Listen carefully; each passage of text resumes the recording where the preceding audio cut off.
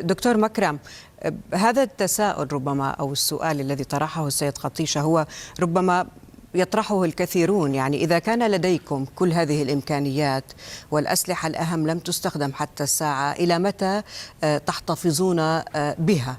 وهو الآن يفترض من المفترض كردة فعل على الأقل على الاغتيالات وعلى اغتيال نصر الله يجب أن تستخدم الآن. هل لعدم استخدامها في حال وجودها سبب يتعلق بإرادة إيرانية معينة، وبالتالي من الممكن أن يكون هناك تفسير لما يراه البعض بأنه هو تخلي أو استنزاف بيع للحزب من قبل إيران؟ ست رشا، المسألة أسهل بكثير وأبسط بكثير. من اللحظة الأولى قد قلنا بأن هذا النمر الكرتوني إيران وأذرعته في المنطقة يستعملون هذه الأسلحة للداخل، وأعتقد ما قام به اليوم محمد عفيف هي رسالة وهجوم على الشعب اللبناني الذي قال له من اللحظة الأولى لا تستطيع أن تتورط بحرب إقليمية بدون أن تكون الجبهة الداخلية طبيعية، أي يكون هناك اقتصاد ويكون هناك ملاجئ، وأكثر من ذلك يكون هناك حكومة. للمفارقة هنا الحاج محمد عفيف ناشد الحكومة اللبنانية، وهون أريد أن أذكر بأنه هو كحزب يسيطر على الحكومة اللبنانية عبر الدمية الذي اسمها نجيب ميقاتي. يضاف إلى ذلك هو يملك وزراء في الحكومة اللبنانية، لا يستطيع أن يتكلم عن الحكومة اللبنانية بصيغة الغائب. يضاف إلى ذلك أليست من المفارقة أن يخرج علينا مسؤولا إعلاميا ليتكلم بالتكتيكات العسكرية ويقول بأنه لديهم الأسلحة المناسبة للمرحلة القادمة؟ ألا يستحق شخص بحجم نصر الله بحسب منطق حزب الله بأن يتم هذه الاستعمال هذه الأسلحة؟ يضاف إلى ذلك أين هذا النفق الكذبة الكبيرة اللي يدعى عماد 4؟ ألم يكن من الأجدر أن يختبئ فيه قادة المقاومة بين قوسين؟ نحن انطلقنا من أن كان يخرج علينا حسن نصر الله ويحاضر بنا، أما الآن فننظر إلى محمد عفيف الضعيف الذي شغلته وعملته ستنا أن يحرض على الإعلام اللبناني والإقليمي. وليست من المفارقة بأنه هو هنا يقول بأن هناك تواطؤ على المقاومة. المقاومة هي التي تتواطأ على الشعب اللبناني وحتى على الإعلام العربي الذي يريد أن ينقل صورة واضحة لمعاناة الشعب اللبناني.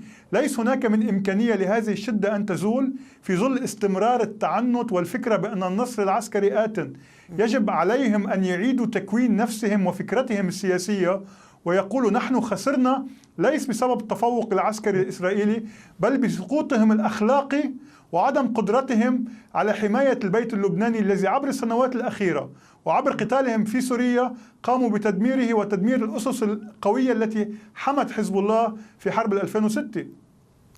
دكتور مكرم، فيما يقول البعض بأنه إيجاد إطار لشكل الحلول السياسية اليوم في لبنان هو الأهم وهو الأكثر جدوى من أي شيء آخر ومن أي وقت آخر، يقول الحزب حزب الله من المبكر الاستثمار السياسي في لبنان. أريد أن أفهم ما الذي قصده في هذه الكلمة؟ سيدتي، هو يحاول أن يستفز الشعب اللبناني ويبتز الشعب اللبناني ويقول ويتهم كل شخص يطلب بوقف إطلاق نار فوري ونحن منهم بأنهم يريدون أن يطبقوا أجندة العدو الإسرائيلي. أنا أعتقد بأن هو محمد عفيف هو الذي يطبق أجندة نتنياهو عبر استمرار هذه المعاناة. عندما يقول بأن شدة وتزول، نعتبر بأن تم وقف إطلاق النار بشروط حزب الله. كيف نستطيع أن نعيد هؤلاء النازحين الذي حوالي 1,200,000 نازح في مختلف الأراضي اللبنانية إلى قراهم؟ هل محمد عفيف يستطيع أن يستعمل الأموال التي جناها حزب الله من صناعة المخدرات لإعادة هؤلاء الأشخاص إلى قراهم؟ يضاف إلى ذلك بأن الموضوع جدا واضح وجدا بسيط، وأكرر هنا يجب علينا وقف سفك الدماء وحتى مقاتلي حزب الله. صحيح قد يكون هناك التحاما بريا في هذه القرى الحدودية، ولكن في آخر المطاف ما هي القدرة على الانتقال من هذه الانتصارات بحسب محمد عفيف إلى المكاسب السياسية؟ سنة 2006 كان هناك حكومة يرأسها فؤاد السنيورة وكان هناك دعما إقليميا عربيا استطعنا الانتقال من جو الحرب إلى جو إعادة الأعمار. أما هنا هذه الفكرة بأن النصر هو على فوهة البندقية هذا غير منطقي، وهنا يظهر علينا ويحاضر علينا كأنه هو سنزو وفن الحرب.